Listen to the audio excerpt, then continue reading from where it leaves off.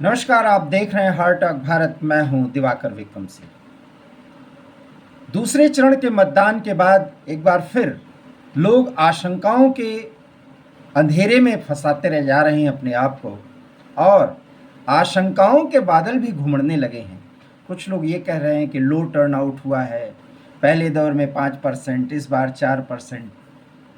देखिए, इन चीज़ों में फंस करके हम अपने मूल बात से कहीं ना कहीं हटते हैं। और मूल बात यह है कि मोदी के खिलाफ कौन ऐसा शख्स है जो प्रधानमंत्री के वैकल्पिक प्रधानमंत्री के पद के लिए लड़ाई लड़ रहा है। और जनता, जब मैं बार बार ये बात कह रहा हूँ कि जब ईवीएम मशीन के पास पहुँचती है तो उसके मन में ये सवाल जरूर उठता है, और ये सवाल उठते ही वो सोच लेता है कि उसे करना क्या है। इसलिए अंडर करंट जो है वो ये है कि मोदी तो जीत ही रहा है, और इसके कारण से कुछ आश्वस्त हुए लोग, जो हो सकता है कि पोलिंग बूथ तक नहीं जा रहे हैं, कुछ ऐसे लोग जो मोदी को हराना ही चाहते हैं, अब आप समझ रहे होंगे, वो भी ये समझ रहे हैं कि मोदी जीत रहा है तो हम अपना समय क्यों बर्बाद करें। और कुछ लोग ऐसे जो मौसम के कारण नहीं निकल रहे हैं। इन तीनों से हट करके आज आप देखिए तो अगर 2 चरणों का आप देखें तो एक एवरेज निकालें तो 62% से अधिक मतदान हुआ है। और इसमें भी, क्योंकि आप ये देख सकते हैं, मैंने वोट डाला है नोएडा में। जिस जगह पे मैं गया था, मैं वो वीडियो बनाया, लेकिन मैं डालना नहीं चाहता कुछ कारणों से। हमने जिससे भी पूछा, आना तो उनका अंदाज यही होता था, आना तो मोदी को है, क्या है, डाल दिया गया। ये भाव भी कहीं ना कहीं लो टर्नआउट का कारण है।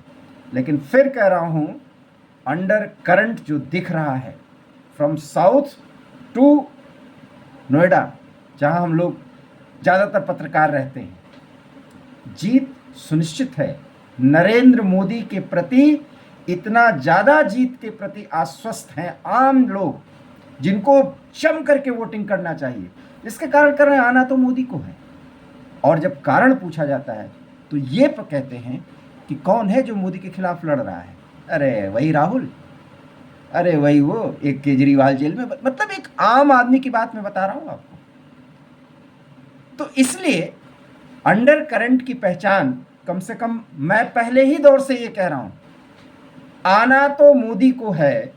और जैसा कि राहुल गांधी लगातार, और उस पर वीडियो बनाने का भी कोई मतलब नहीं होता है कि क्या तू तड़ाक की भाषा इस्तेमाल कर रहे हैं, क्या कर रहे हैं, ये सब चीज़ें इस कदर अब वो कर रहे हैं कि ये मान लिया जाएगा कि राहुल गांधी एक सीरियस कैंडिडेट हो ही नहीं सकते, ये मान लिया जाएगा।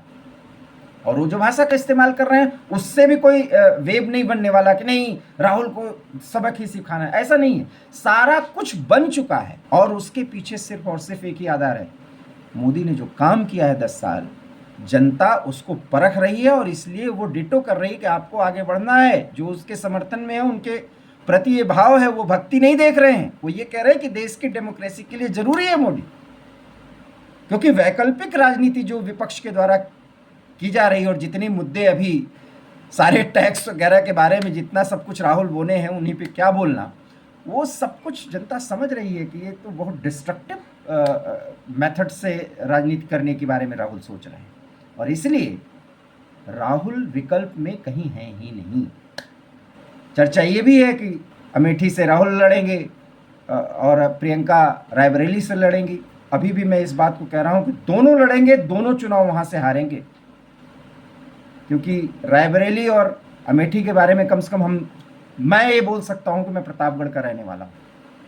मुझे ये पता है कि इस स्थिति में आकर के जब दोनों नामांकन करने जाएंगे तो बहुत अच्छे इनके कार्यकर्ता हैं, बहुत अच्छा नेटवर्क है इन दोनों संसद सीट पर, इस लोकसभा सीट पर, इन दोनों पर कांग्रेस का गढ़ रहा है, और वो भी परंपरागत तरीके से। लेकिन इस बार वो चुनाव नहीं जीतेंगे, क्योंकि वहां के लोग, आम पब्लिक, कार्यकर्ताओं की बात नहीं कर रहे हैं। अभी भी मैं कह रहा हूं, दोनों जगह नेटवर्क बहुत मजबूत है। लेकिन राहुल और प्रियंका अब इस दौर में जब वहां पहुंचेंगे तो ये मान लिया जाएगा कि वायनाड से राहुल हार रहे हैं। हालांकि अभी भी मैं कह रहा हूं कि राहुल वायनाड से हारेंगे नहीं। कट्टरपंथी राहुल को किसी भी कीमत पर जिताएंगे और राहुल गांधी वहां से चुनाव जीतेंगे। तो ऐसे इन सारे मुद्दों के आगे हम आपसे चर्चा इसलिए कर रहे थे क्योंकि पिछले 2 दिनों से यही चर्चा है कि लो टर्न आउट हुआ। इसका एक ही जवाब है, करंट है।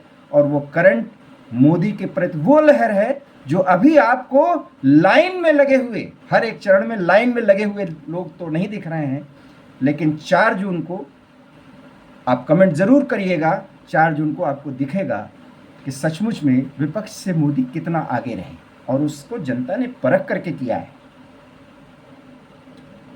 मुद्दा एक है जिस पे हमको बात करनी है, और वो ये है कि जो सैटेलाइट की एक तस्वीर आई है उसके मुताबिक चीन बिल्कुल पीओके का जो क्षेत्र पाकिस्तान ने चीन को दिया है, और हमारे सियाचिन से जिस क्षेत्र पर हमारा कब्जा है और जिस पर बैठ करके हम चीन और पाकिस्तान पर नज़र रख सकते हैं, उसके बिल्कुल नज़दीक 50 किलोमीटर के दूर तक चीन ने एक सड़क बना ली है। और ये सड़क पिछले 6-7 महीनों के अंदर बनी है।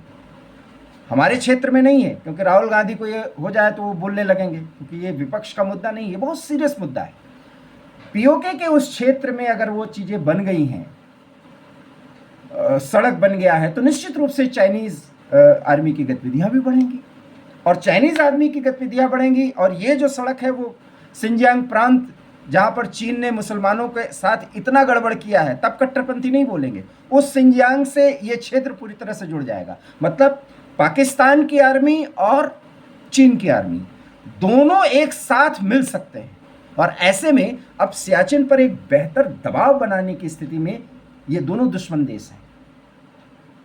तो ये एक बहुत सीरियस मुद्दा है, इसलिए जैसे ही ये सरकार आएगी उसके सामने बहुत बड़ा मुद्दा होगा, और चीन से हमारे जो मतभेद हैं वो और ज़्यादा मुखर और प्रखर स्थिति में आने वाले हैं, और ये मतभेद कहीं आने वाले समय में और बड़ी मुश्किल गलवान टाइप की कोई स्थिति न बन जाए, वो आशंकाएं पैदा करते हैं। इसलिए नई सरकार के सामने सबसे बड़ी चुनौती है पाकिस्तान नहीं बल्कि चीन होगा, और चीन ने जिस तरीके से सियाचिन के इर्द गिर्द अपने आप को मजबूत करने की कोशिश की है, इसके मायने आप बहुत स्पष्ट तौर पर समझिए। हम किसी दिन किसी रक्षा विशेषज्ञ के साथ इस मुद्दे पर जरूर बातचीत करेंगे, लेकिन इतना ज़रूर है कि सियाचिन के नज़दीक अगर चाइनीज़ आर्मी ने अपने आप को एक्सपेंड करने की कोशिश की है तो उसका डर है, क्योंकि उसको पता है कि जिस तरीके से अरुणाचल के बॉर्डर पर भारत ने 10,000 से अधिक आर्मी के जवानों को तैनात कर दिया है, स्पेशलाइज्ड फोर्सेस बना दी हैं, और उनके मूवमेंट के सारे जो है उपकरण और सुविधाएं उपलब्ध करा दी हैं, तो भारत अब एक एग्रेशन में है। उस एग्रेशन को तोड़ने के लिए पाकिस्तान के साथ मिलकर के चीन एक बड़ी रणनीति पर काम कर सकता है, और सियाचिन और पाकिस्तान और भारत से लगते सीमा पर चीन और पाकिस्तान की गलभैयाँ अब ज़्यादा सुगम हो सकती हैं मिलिटरीली, अगर हम कहें सैन्य दृष्टिकोण से, तो ये बहुत बड़ा खतरा होगा, और उस खतरे का जो समय है वो लगभग नज़दीक आ गया है, और नई सरकार के सामने ये एक बड़ी चुनौती होगी। इसलिए ये खबर बहुत चौंकाने वाली है और बहुत हमें मुस्तैद करने के लिए प्रेरित करने वाली भी है कि आने वाले समय में हमारे सामने मुश्किलें बढ़ने वाली हैं। आपको हमारा ये वीडियो अगर अच्छा लगा हो तो प्लीज़ लाइक करिए, शेयर करिए, और हमारे चैनल हार्ट ऑफ भारत को प्लीज़ सब्सक्राइब करिए। बहुत बहुत धन्यवाद। नमस्कार।